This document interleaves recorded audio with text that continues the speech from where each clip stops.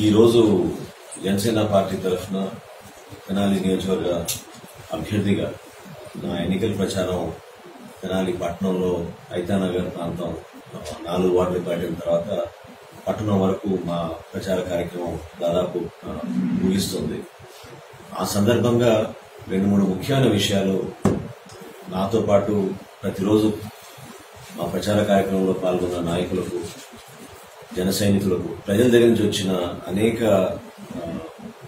Feedback ని base చేసుకుని ఒక విధంగా బాధతోటి, ఒక విధంగా ఆవేదనతోటి ప్రశాంతమైన తెనాలి ప్రాంతంలో ఈ రోజున అనవసరంగా కొంతమంది రాజకీయ నాయకుల వలన వాతావరణం కలుషితమైందనే బాధతోటి నేను ఈ సందర్భంగా మాట్లాడుతున్నాను. తెనాలి కానివ్వండి, తెనాలి పరిసర ప్రాంతాల్లో కానివ్వండి, ఎప్పుడు కూడా చాలా గొప్పగా మన రైతాంగం ఈ డెల్టా ప్రాంతాన్ని ఉపయోగించుకుని రాష్ట్రానికే కాదు దేశానికే ఎనలేని సేవలు తరాలింత అందిస్తూనే ఉన్నారు.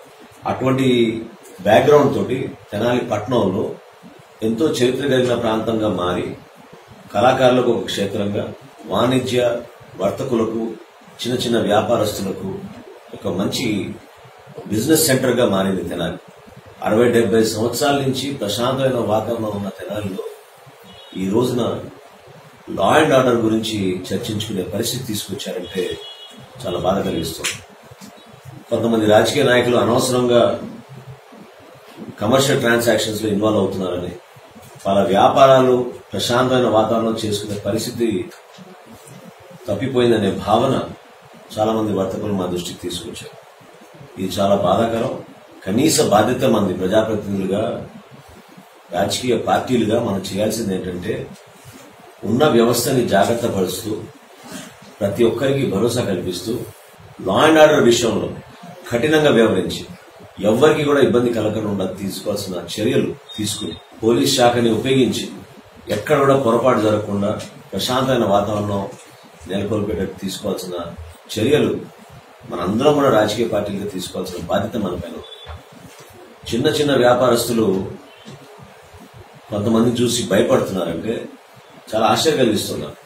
అసలు అటువంటి పరిస్థితి రావడానికి కారణాలు ఏంటని కూడా మీరు ఒకసారి విశ్లేషించుకోవాలి.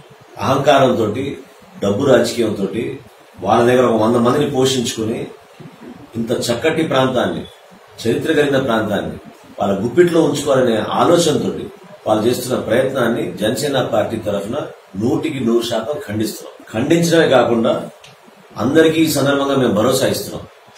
రాజకీయాల్లో ఇటువంటి వ్యక్తుల్ని, ఇటువంటి పార్టీని దయచేసి ప్రోత్సహించబాకండి. అందరినీ సమానంగా చూడాలి, అందరికీ అవకాశాలు కల్పించాలి.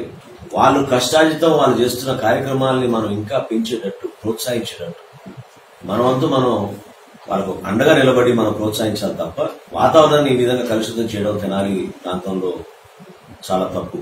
చిన్న చిన్న వ్యాపారస్తులు ఈ రోజున అనవసరమైన సెటిల్మెంట్ల గురించో, షాపుల గురించో, యాజమాన్యాలను వీళ్ళు బెదిరిస్తున్నారనే భావనతోటో మాట్లాడే స్వేచ్ఛ కూడా కోల్పోతున్నారంటే ఇంతకన్నా బాధాకరమైన పరిస్థితి ఈనాడు నేను చూడలేదు తెనాలి.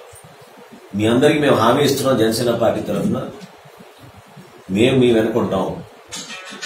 ఎప్పుడు కూడా ఏ విషయంలో అయినా సరే చిన్న పొరపాటు జరిగినా ఉన్నత స్థాయి అధికారుల వరకు కూడా ఈ విషయాన్ని తీసుకెళ్లి అవసరమైతే ముఖ్యమంత్రి గాని, డీజీపీ గాని లా అండ్ ఆర్డర్ విషయంలో ఏ మాత్రం కూడా దీంట్లో ఒక 1% కూడా తగ్గే ప్రసక్తే ఉండదు. 10 సంవత్సరాలు నేను శాసనసభ్యుడు ఉన్నప్పుడు కూడా మా సహచరులకి, నాయకులకి ఎప్పుడు నేను చెప్పేవాడిని, పోలీస్ వ్యవస్థను దయచేసి ఎక్కడా మీరు జోక్యం చేసుకోబాక. ఎందుకంటే లా అండ్ ఆర్డర్ అనేది చాలా ఇంపార్టెంట్ సబ్జెక్ట్. కఠినంగా ఉండాలి. తన మన అనే భావన లేకుండా అందరినీ సమానంగా చూసి మనం రక్షణ కల్పించాలి. న్యాయం జరగాలి, ధర్మం పాటించాలి. వీటిని మర్చిపోయి కేవలం రాజకీయ లబ్ధి కోసం, సొంత ఆస్తుల కోసం, కుటుంబంలో కొంతమంది పెంచుకోవడానికి కోసం వీళ్ళు చేస్తున్న ప్రయత్నాల్ని జనసేన పార్టీ 100% దీన్ని ఖండిస్తున్నాం. ఆ భరోసా కూడా ఇవ్వదలుచుకున్నాం. ఈ రోజున ఎన్నికల తర్వాత గాని, ఏ సందర్భంలోనైనా గాని మీకు ఎటువంటి ఇబ్బంది కలిగినా మీ వ్యాపార కార్యక్రమాల్లో మీకు ప్రశాంతమైన వాతావరణం తీసుకురావాల్సిన బాధ్యత మా అందరిపైన ఉంది.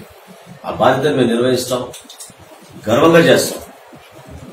మీరందరూ కూడా సుఖ సంతోషాలతో ఉండాలని, ఎల్లప్పుడూ మీకు వ్యాపారాలు ఇంకా మీకు ప్రశాంతమైన వాతావరణంలో జరగాలని, ఎక్కడ కూడా మీకు ఇబ్బంది ఉండకూడదనే ఆలోచన మా అందరిలోనే ఉంది. పేద కుటుంబాల నుంచి, చిన్న చిన్న కుటుంబాల నుంచి, వ్యవసాయ రంగం నుంచి వచ్చిన వాళ్ళు ఇక్కడ స్థిరపడి ఎంతో స్థాయికి ఎదిగారు మన తెనాలి పట్టణంలో. రాష్ట్ర వ్యాప్తంగా పేరు సంపాదించుకున్నారు ఈ రోజున చాలా మంది. అటువంటి వ్యక్తుల్ని మనం ప్రోత్సహించాలి తప్ప వాళ్ళనే ఇబ్బంది పెట్టే పరిస్థితి తీసుకురావడం అనేది చాలా బాధాకరమైన విషయం. గాజు గ్లాసుకి మన ఓటు.